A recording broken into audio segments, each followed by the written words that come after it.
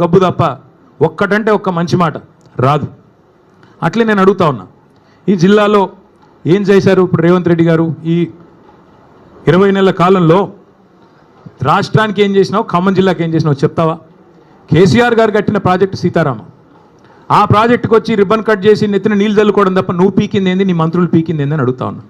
ఒక మంత్రి ఏమో బాంబుల్లో బిజీగా ఉన్నాడు, ఆయన పేరే బాంబులేట్ అయిపోయింది పాపం. ఇప్పుడు బాంబు వెళ్తుంది, అప్పుడు బాంబు వెళ్తుంది, Karthika Pournami bye, Deepavali bye, Sankranti bye, మళ్ళీ దసరా రానివట్టే, దీపావళి రానివట్టే, ఇప్పుడు వెళ్తుంది అప్పుడు వెళ్తుంది. ఏంది పేలేది, ఏంది చేసింది ఏంది, నువ్వు పీకేది ఏంది?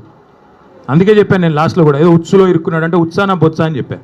ఇప్పుడు కూడా మళ్ళీ అదే చెప్తా ఉన్నా, మీరు పీకేది ఏమీ లేదు. కాంగ్రెస్ వాళ్ళు 100% చెప్తున్నా, మిమ్మల్ని మాత్రం 420 హామీల విషయంలో ఫుట్బాల్ ఆడే బాధ్యత మాదే. ప్రధాన ప్రతిపక్షంగా రేవంత్ రెడ్డి కావచ్చు, పొంగులేటి కావచ్చు, వాళ్ళ అయ్య కావచ్చు, వాళ్ళ తాత కావచ్చు, ఫుట్బాల్ ఆడే బాధ్యత మాది. ఇదే ఖమ్మం జిల్లాలో మళ్ళీ బ్రహ్మాండమైన మెజారిటీతో తిరిగి గులాబీ జెండా రెపరెపలు ఆడుతుంది.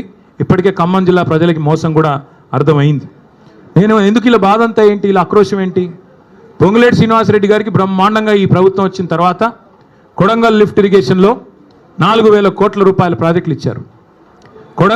అదేవిధంగా ఎంత అద్భుతమైన బంధం అంటే బడే బాయ్ చోటే బాయ్ బంధం, బీజేపీ కాంగ్రెస్ బంధం ఎంత దృఢమైన బంధం అంటే పొంగులేటి ఇంటి మీద ఈడీ రైడ్ అయ్యి సంవత్సరం అయింది ఇప్పుడు దగ్గర. ఇటు పొంగులేటి మాట్లాడాడు, అటు ఈడీ వాడు మాట్లాడాడు. ఇప్పటికి నేను 10 సార్లు అడిగాను, ఏం దొరికిందా అంటే మీరు మీడియా వాళ్ళు వేశారు. మీరు పొంగులేటి ఇంట్లోకి నోట్ల కట్టలు కౌంట్ చేయడానికి మెషిన్లు పోతున్నాయని రాశారు, స్క్రోలింగ్లు, బ్రేకింగ్లు. మరి ఏమైంది? ఎవరు అడగరే? వస్తలేడా ఖమ్మానికి? అడగబుద్ధి అయితే లేదా? రాయరా? అడగరా? అట్లాగే అటు ఆయన ఈడీ ఆయన చెప్పడు, ఇటు ఈయన చెప్పడు, పొంగులేటి చెప్పడు. ఏం దొరికిందా అంటే ఎన్ని 100 కోట్లు దొరికినాయి, ఎక్కడ పోతున్నాయి ఇవన్నీ, ఎక్కడ పోతున్నాయో మాకు తెలుసు. నీళ్ళేమో చంద్రబాబుకు, నిధులేమో రాహుల్ గాంధీకి, తెలంగాణ ప్రజలకు మాత్రం బూడిద. చేసిందేంది 20 నెలల్లో? ఇవాళ ఈ సివిల్ సప్లైస్ కుంభకోణం కానీ, అట్లాగే కొడంగల్ లిఫ్ట్ ఇరిగేషన్లో మీరు కేకును కోసినట్టు ఎంత బ్రహ్మాండంగా ఒక కంపెనీని ఈస్ట్ ఇండియా కంపెనీ అన్నాడు రేవంత్ రెడ్డి ఇదివరకు. ఆ కంపెనీకే ఇవాళ కొడంగల్ లిఫ్ట్ ఇరిగేషన్ ఆయన సొంత కాన్స్టిట్యున్సీలో సగం, ఇంకో సగం పొంగులేటి శ్రీనివాసరెడ్డి గారికి. అట్లాగే మిస్ వరల్డ్ అని ఒక కాంటెస్ట్ పెట్టాడు ఈ అందగాడు. ఇంకా మా జగదీష్ రెడ్డి గారిని పట్టుకొని నిన్నగాక మొన్న 3 ఫీట్లు ఉన్నాడు అంటున్నాడు. ఈయన పెద్ద అమితాబ్ బచ్చన్ అన్నట్టు. తిప్పి కొడితే నువ్వు 3 ఫీట్లు లేవు, నువ్వే పెద్ద పోటుగాడు లాగా ఆయన 3 ఫీట్లు ఈయన డైలాగులు. అంటే మనది మనం మర్చిపోతే ఎట్లా? కొద్దిగా ఎత్తు కుర్చీలో కూర్చోగానే అంత టెంపర్ వస్తుందా? కొద్దిగా టెక్నికల్ ప్రాబ్లమ్స్ ఉన్నాయి నీకు కూడా. ఎత్తు షూస్ వేసుకొని ఎత్తు కుర్చీలో కూర్చోగానే పెద్దోడు అయిపోతావా, అమితాబ్ బచ్చన్ అయిపోతావా? నేను అదే అడుగుతాను. ఈరోజు మిస్ వరల్డ్ అని పెట్టాడు ఈయన. మిస్ వరల్డ్ అని పెడితే ఏమైంది? అందులో ఒక అమ్మాయి మిస్ ఇంగ్లాండ్. కాంగ్రెస్ వాళ్ళ దౌర్భాగ్యం వల్ల 2 కాంగ్రెస్ నాయకులు నన్ను వేధించారు, ఒక వేశ్యలాగా చూశారు. ఇంత నికృష్టమైన ప్రభుత్వం ఎక్కడా లేదని ఒక ఆడపిల్ల, వేరే దేశ అమ్మాయి ఆడకూతురు దరిద్రం అని చెప్పి మధ్యలో వెళ్ళిపోయింది. కనీసం యాక్షన్ తీసుకున్నావా? కనీసం రాష్ట్ర పరువు అంతర్జాతీయంగా మంటగలిపినందుకు ఆడకూతులకు క్షమాపణ చెప్పావా? నీదో ప్రభుత్వం, నువ్వో ముఖ్యమంత్రి. రోత మాటలు, నికృష్టపు డైలాగులు తప్ప, వైఫల్యాలు దాచుకోవడానికి ఈ నికృష్టం తప్ప ఇంకోటి ఏంది? నేను ఇంకొకటి అడుగుతా ఉన్నా.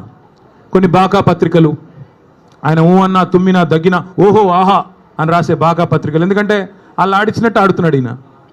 జుట్టు మొత్తం వాళ్ళ చేతుల్లో పెట్టుకొని వాళ్ళు ఎట్టు తిరగమంటే అటు తిరుగుతున్నాడు, వాళ్ళకేం రాసి ఇవ్వమంటే ఇస్తున్నాడు. కాబట్టి వాళ్ళని అడ్డం పెట్టుకుని ఈయన నా మీద పెద్ద రాతలు రాసుకో. పక్కాగా చెప్తున్నా, శిశుపాలుడు కూడా 100 తప్పుల దాకా బతికాడు. నీకు కూడా టైం వచ్చింది. తప్పకుండా నీ నికృష్ట మాటలు, నీ దిక్కుమాలిన ఐడియాలజీతో మరి నువ్వు ఎన్ని డైలాగులు కొట్టినా కొంతమందిని కొంతకాలం మోసగించవచ్చు, కానీ అందరినీ ఎల్లకాలం మోసగిస్తాననుకుంటే కుదరదు. 10 ఏళ్లలో కేసీఆర్ గారు ఖమ్మానికి ఏం చేశారు అని ఒక సన్నాసి అంటాడు. ఏం చేశారా? 10 ఏళ్లలో కేసీఆర్ గారు చేసింది ఏమంటే, ఒకసారి గుర్తు తెచ్చుకోండి. 2014లో ఖమ్మం పట్టణం ఎట్లా ఉండే, 23లో ఎట్లా అయింది? ఖమ్మంలో ఎన్ని మెడికల్ కాలేజీలు ఉండే ప్రభుత్వ ఆధ్వర్యంలో 2014కు పూర్వం కాంగ్రెస్ పరిపాలన ఉన్నప్పుడు? తర్వాత ఎన్ని వచ్చినాయి? ఖమ్మంలో ఐటీ హబ్ ఉండేదా? ఖమ్మంలో రోడ్లు ఎట్లా ఉండేది? ఖమ్మంలో ఇక్కడుండే మీ చెరువులు ఎట్లా ఉండేది? మీ గోళ్ళపాడు కాలు ఎట్లా ఉండేది? ఒక్కసారి గుర్తు తెచ్చుకోండి. కొత్తగూడెం జిల్లా చేయడమే కాదు, 2 మెడికల్ కాలేజీలు ఇవ్వడమే కాదు, సీతారామ ప్రాజెక్ట్ లాంటి అద్భుతమైన ప్రాజెక్టు జిల్లాలోని ప్రతి ఇంచుని ప్రతి అంగుళాన్ని తడిపే ప్రాజెక్టే కాదు, ఇవాళ ఖమ్మానికి కేసీఆర్ గారు చేసినంతగా ఎవరైనా చేశారా ఒక్కసారి గుండె మీద చేసుకొని చెప్పమని నేను కోరుతా ఉన్నా. అట్లాగే నేను రేవంత్ రెడ్డిని అడుగుతా ఉన్నా, సూటిగా అడుగుతా ఉన్నా, దమ్ముంటే మగాడివైతే చెప్పు, నీ సీటుకు ఎవడెసరు పెడతాడో అని చెప్పి, నీ సీటుకి ఎవడెసరు పెడతాడో అని చెప్పి ఇవాళ డిప్యూటీ సీఎం బట్టి విక్రమార్క, అదేవిధంగా రెవెన్యూ మంత్రి పొంగులేటి, అట్లాగే ఉత్తమ్ కుమార్ రెడ్డి ఇరిగేషన్ మంత్రి, వీళ్ళ ఫోన్లు నువ్వు ట్యాప్ చేయట్లేదా? ఈరోజు చెప్తావా? నీ మనవాడి మీద ఒట్టేసి చెప్తావా బయటకు వచ్చి నేను వీళ్ళ ఫోన్లు ట్యాప్ చేయట్లేదని? వీళ్ళ రాష్ట్రంలో వేలాది ఫోన్లు ట్యాప్ చేస్తున్నమాట వాస్తవం కాదా? చెప్తావా? లై డిటెక్టర్ ముందు కూర్చొని చెప్తావా? మగాడివి అయితే రా బయటకు వచ్చి ఒట్టేసి చెప్పు దమ్ముంటే. చేసేది దౌర్భాగ్య పనులు, గలీజ్ పనులు, మీదికెళ్ళి పెద్ద పెద్ద మాటలు. ఒక గల్లీ రౌడీలాగా ఢిల్లీకి పోయి సిల్లీ మాటలు మాట్లాడిన ముఖ్యమంత్రికి నేను ఒకటే చెప్తా ఉన్నా, 50 సార్లు పోయావు ఢిల్లీకి దాదాపుగా, ఇంకోసారి అయిపోతే 50, హాఫ్ సెంచరీ, 50 పైసలు వచ్చినాయి నువ్వు 50 సార్లు పోతే. పోవడం చీకట్లో మరి కాళ్ళు పట్టుకోవడం, చీకట్లో అమిత్ షా కాళ్ళు పట్టుకోవడం, రాహుల్ గాంధీ ఏమో దేక్తలేడు, నిన్ను అపాయింట్మెంట్ ఇస్తలేడు. ఇక ఈయన నా గురించి మాట్లాడతాడు, నేను చర్చకు రారా అయ్యా నీ సవాలు నేను స్వీకరిస్తున్నా అంటే పారిపోయాను, మళ్ళీ నన్ను అంటాడు నేను పారిపోయిన పిరికి పందని అంటాడు. పారిపోయి ఢిల్లీలో దాక్కున్నది నువ్వు, నేను కాదు. సొంత ఛాలెంజ్ని కూడా స్వీకరించలేవు నువ్వు. నేను ఇంకొక మాట కూడా అంటా ఉన్నా, నీకు ఎప్పుడు నువ్వు ఎప్పుడు కావాలంటే అక్కడ చర్చకు మేము రెడీ. నీ బాధల్లా ఏంటంటే హామీలు అమలు చేయలేవు, నీ వల్ల కాదు, చర్చించే దమ్ము లేదు. ఒక్కరు ఎక్కడన్నా ఒక ఆడబిడ్డతో మాట్లాడు, నాతో కాదు పర్లేదు, 2500 రూపాయలు వస్తుందా, 4000 పెన్షన్ వస్తుందా, తులం బంగారం వస్తుందా? నువ్వే కదా డైలాగ్ కొడుతీవి. కేసీఆర్ ఉన్నప్పుడు కళ్యాణ లక్ష్మి పెళ్ళైన 2 నెలలకు వస్తుంది, నేను లగ్నపత్రిక పెట్టుకోగానే ఇస్తా అని చెప్తీవి కదా, ఎక్కడన్నా ఒక్కరికి వచ్చిందా? అందుకే ప్రజలకు కూడా నేను విజ్ఞప్తి చేస్తా ఉన్నా, ఈ పనికిమాలిన వితండవాదాలు పట్టించుకోబాకండి. అట్లాగే ఇంకొక మాట కూడా నేను చెప్తా ఉన్నా, ఈ దగుల్బాజీలు చేసే లుచ్చా రాజకీయాన్ని కూడా తప్పకుండా తిప్పికొట్టాలి. గాసిప్స్ ద్వారా, చిట్చాట్ల ద్వారా, తంబు నెయిల్స్ ద్వారా చేసే వికృత రాజకీయం, నికృష్ట రాజకీయాన్ని తప్పకుండా నిలదీయాలి, నిగ్గదీయాలి. 420 హామీలు ఏమైనాయని చెప్పి తప్పకుండా అవసరమైతే రానున్న రోజుల్లో గల్లాబట్టి అడిగే రోజులు కూడా వస్తాయి. 6 గ్యారంటీలు అమలు అవుతున్నాయి, పక్కా అవుతున్నాయి, 100% అవుతున్నాయి. ఏంటి 6 గ్యారంటీలు? ఒకటి, ఫస్ట్ గ్యారంటీ అనుముల సోదరుల కోసం భూదందాలు గ్యారంటీ బ్రహ్మాండంగా చేస్తున్నారు. 4th city, AI city, Hyderabad చుట్టూ 1000 ఎకరాల్లో RRR పేరిట తొందరలో బయట పెడతాం, సర్వే నెంబర్లతో సహా బయట పెడతాం, మీరు చూడండి. రెండో గ్యారంటీ బాబు గారి కోసం బనకచెర్ల ప్రాజెక్టు గ్యారంటీ. మూడవది రాహుల్ గాంధీ కోసం నెల బస్తాలు, మూటలు, నోట్ల కట్టలు గ్యారంటీ. 4వది బావమరిది గారి కోసం అమృత్ కాంట్రాక్ట్ 1137 కోట్లు, ఇప్పుడు మళ్ళీ సింగరేణిలో కొత్తది ఇచ్చాడంట, ఇంకోటి ఇచ్చాడంట, అది కూడా రేపు ఎల్లుండి బయట పెడతాం. 5వది గ్యారంటీ ప్రశ్నిస్తే అక్రమ కేసులు, అరెస్టులు, ప్రతిపక్షాల గొంతు నొక్కడాలు, నిర్బంధాలు, అణచివేతలు. 6వ గ్యారంటీ నెలకొకసారి ఢిల్లీ గ్యారంటీ, నెలకొకసారి కాకపోతే 4 సార్లు ఢిల్లీ గ్యారంటీ, అక్కడ పోయి చీకట్లో మోడీ కాళ్ళు పట్టుకోవడం గ్యారంటీ.